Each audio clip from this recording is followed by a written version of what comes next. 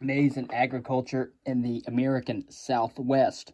Domesticated maize was grown in the highlands of Mexico by 6,250 years ago. Maize and squash agriculture spread to northern Mexico in the southwestern United States during the southwestern late Archaic period, which was around 3,400 years ago. The initial impact of maize and squash agriculture varied across the region, and in fact, some areas.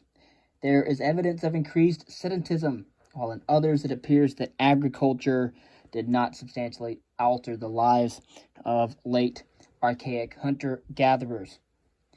On a steep hill overlooking the Rio Casas Grandes and northwest Chihuahua, New Mexico, or Mexico. It's near New Mexico. It's near the New Mexico border. Chihuahua, Mexico. Archaeologists have found dramatic evidence that some late archaic farmers shifted to village life. And at the site of Cerro Guanacuena, archaeologists have traced over 8 kilometers of terrace walls and 100 rock rings. Although the construction of these features is very simple, it represents a considerable investment of energy as well as time. Of course, the excavators estimate that the construction of the walls found at the site involved moving 200,000 metric tons of rock and soil, which would have taken 16 person-years of labor. Again, Cerro Guanacuena is an early agricultural site in northern Mexico with extensive evidence of terracing and other stone-built features. Excavation of 3 of the stone circles at Cerro Guanacuena has failed to yield evidence of their function. Excavation of the terraces has yielded a wide array of domestic debris, including ground stone and chipped stone tools, ashy soil, and burnt and unburnt animal bones. On one terrace, post holes outlining the remains of a structure was found. The excavators believe that the function of the terraces is to provide a level surface for the construction of houses. Of course, 4 maize kernels from Cerro Guanacueno have been directly AMS. Again, we've talked about that, radiocarbon dated to an average date of 3,070 years ago. The arrowheads that are found at the site are forms belonging to the late Archaic, which is consistent with the radiocarbon dates. And, again, we've already talked about the different methods of carbon dating. Again, this is AMS is accelerator mass spectrometry. Anyways, you have basically, it uses magnets and also uses accelerating chambers, which go through a generator, through a high voltage terminal, pass out the other magnet, and you get C12, C13, but the particle detector is for C14, which is carbon-14. And anyway, although a small amount of maize has been found in excavations at Cerro Guanacuena, seeds from wild plants, including Chenopodium, gourds, and grasses, domesticated, and also the plant remains found on the site.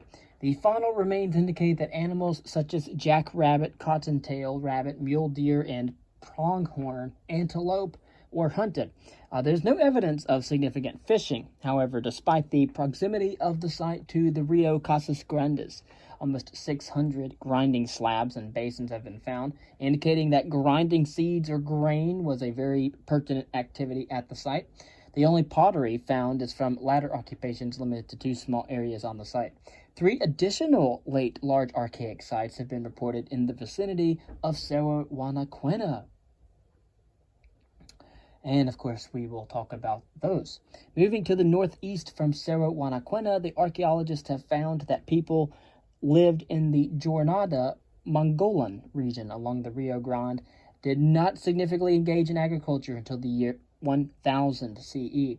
Of course, there is a 2,000-year gap in the onset of agriculture over a distance of less than 100 kilometers between the Rio Casas Grandes, where Cerro Guanacuena is located, and the Jornada Mongolan region. Robert Hard and John Roney explain this pattern in terms of optimal foraging theory. According to this theory, humans act on the basis of rational self-interest in order to maximize efficiency in collecting and processing resources.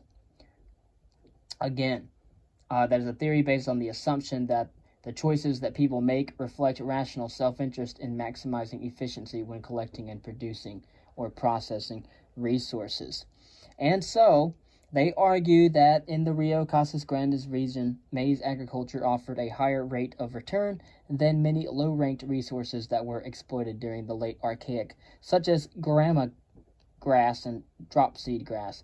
Of course, these grasses are described as low-ranked resources because they offer little return of energy for the input of energy required to collect and process them. Of course, the Jornada region has lower rainfall than the Rio Casas Grandes, resulting in low returns and high risk for maize agriculture. At the same time, the availability of shrubs such as mesquite and saltbush, as well as other plants, offered resources with higher rates of return. Optimal foraging explains the early uptake of maize agriculture at Cerro Guanaquena as the result of rational decision-making based on the available resources. Again, optimal foraging theory. The delay in the development of maize agriculture in the Jornada region was the result of similar rational decisions, reflecting differences in local ecology. And again, we could recognize the stratigraphic profile at the La Capas site, showing the section of an irrigation ditch. The ditch is visible as a concave feature in the dark sediments at the base of the profile. And we're going to talk about Las Capas. And so maize agriculture associated with large settlements is also found in the area around Tucson, Arizona. At the Milagro site, the late Archaic people lived in pit houses and appeared to have stored maize in bell-shaped pits. The plant remains recovered at Milagro include domesticated maize along with wild plants such as amaranth, chinapod, and grass seeds. The faunal remains recovered at the site include jackrabbit and possibly deer. 2 radiocarbon dates place the occupation of Milagro at 2,950 years ago. Large-scale cultural resource management projects outside Tucson have produced spectacular insights into the agricultural sediments of the late Archaic period. Terrace walls associated with maize remains have been excavated at the Tumamoc Hill site. At the Las Capas site, which you mentioned earlier, a sequence of canals was discovered dating to between 3,250 and 2,500 years ago.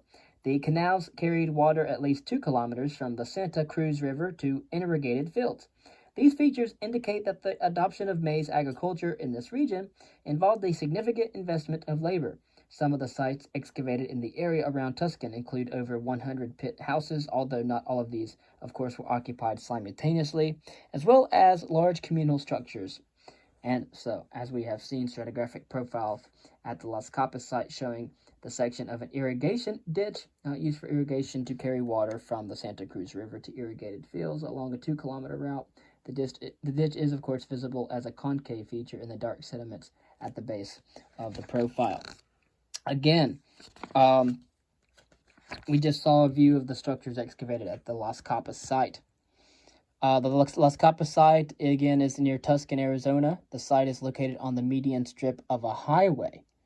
Very interesting. And so maize agriculture spread to the higher altitudes of the Mogollon Highlands and the Colorado Plateau at roughly the same time as the occupation of Milagro and Cerro Guanaquena. In these regions, the adoption of agriculture did not result in the development of villages. However, the storage areas, garbage pits, and remains of fireplaces are found in the excavation of cave sites, and it indicates that the use of caves intensified with the adoption of agriculture. Because of the dry conditions in the highland caves, the remains of basketry and other organic materials are superbly preserved. A particularly rich collection of organic remains was recovered at White Dog Cave, Arizona, named for one of the mummified dog burials that was found at the site. And, of course, the organic artifacts recovered at White Dog Cave include a net made of fine fiber string that is over 200 meters long and a 1 meter wide and a range of baskets decorated in woven or painted designs. A number of human burials were also excavated at White Dog Cave. Women were buried with necklaces of beads made of stones, shells, and seeds. Men were buried without clothes, while women were buried in loose-fitting aprons made of soft fiber. Both men and women were buried wearing sandals made of yucca fiber and with robes made of animal skins. Babies were found wrapped in soft rabbit skin blankets and diapers made from juniper bark. Mobile cradles for infants were also found at the site as well. And so here we have organic artifacts recovered at White Dog Cave. So a net made from fine fibers, string about 200 meters in length and 1 meter wide, a large range of baskets decorated in woven or painted designs, and of course the human burials as well. Then we discuss what's called the formative period. And we're talking about, again, the formative period in regard to maize and agriculture in the American Southwest.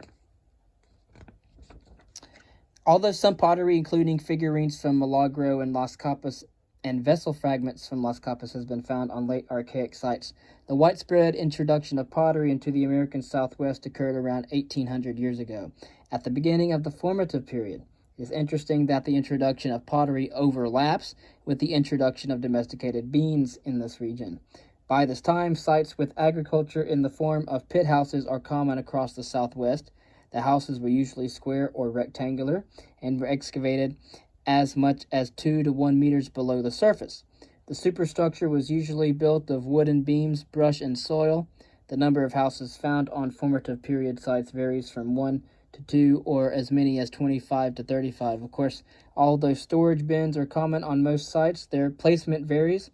The Shabix Eshi village site in Caco Canyon, New Mexico, is an unusually large one where the remains of 60 pit houses have been excavated. There is some question whether the entire site was occupied at any one time. Of course, a large number of carefully constructed storage pits were found at Shabik Eshe, all located outside the houses.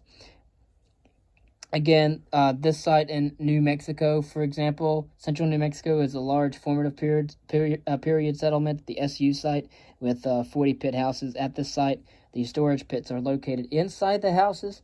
The contrast between the location of storage pits in Shabik Eshi village and that at the SU site in New Mexico, has been interpreted as reflecting differences in the ownership of food stores.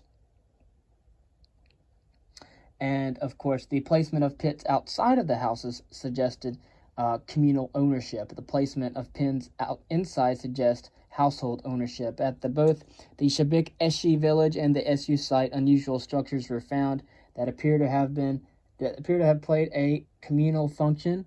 At Shabik Eshi village, one structure was 5 times the size of other pit houses and was surrounded by a bench.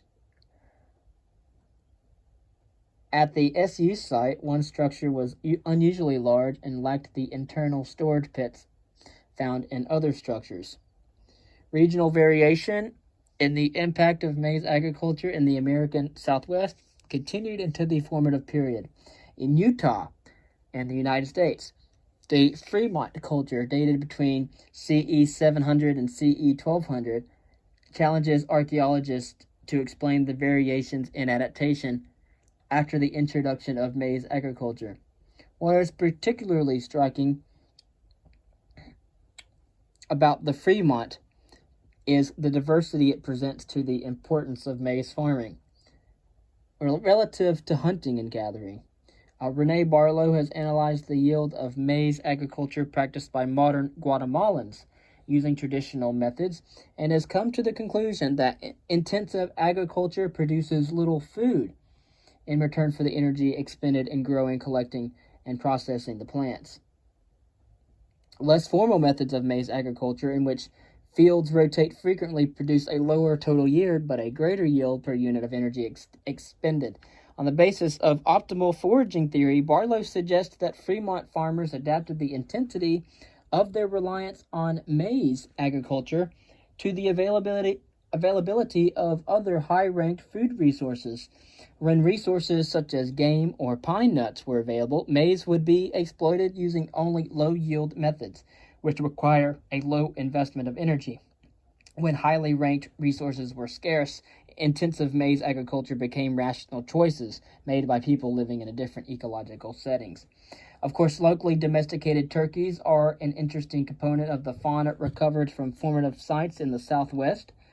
Genetic analysis has identified a locally domesticated matrilineage known as haplogroup H1 that is distinct from both wild turkeys and the Mesoamerican domesticated turkeys. Turkeys were raised as both a source of food, perhaps as a response to the depletion of wild game, as village size expanded, and also for their feathers, which are used for textiles. Again, do not get Mesoamerican and Mesolithic mixed up.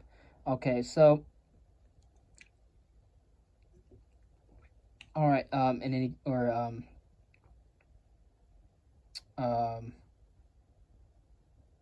the Mesozoic, for that matter. Meso just means middle. Also, just talking about Mesoamerica, it's between North America and South America. But in any case, isotope analysis of turkey bones shows that these animals were fed heavily on maize and illustrates the relationship between domesticated crops and animals.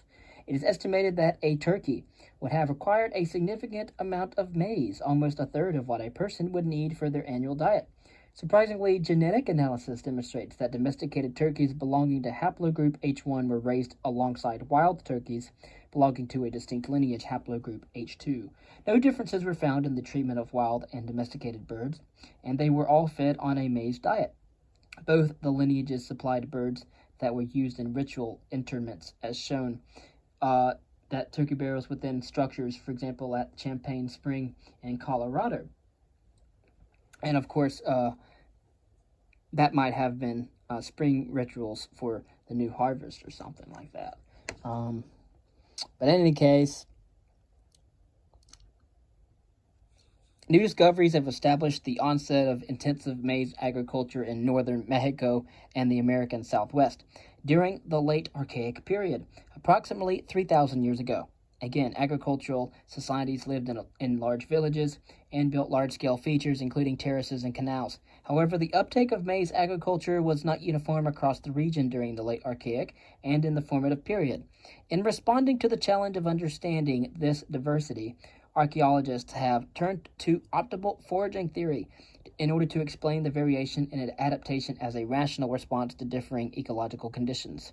The AMS radiocarbon dating of maize from the highland caves of Oaxaca and the Tehuacan Valley has shown that the time between the domestication of maize and the spread to northern Mexico and the American Southwest is shorter than had previously been thought. Some archaeologists have argued that the spread of maize agriculture was the result of the movement of populations of farmers northward, but this is a controversial proposal. However, one that is difficult to assess on the basis of the available data that we know now.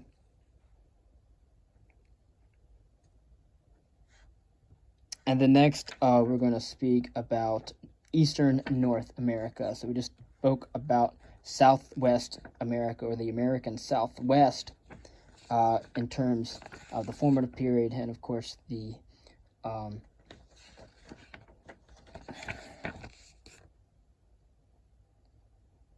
late Archaic. And the next we'll talk about the Eastern North America, and we'll talk about the indigenous domestication of plants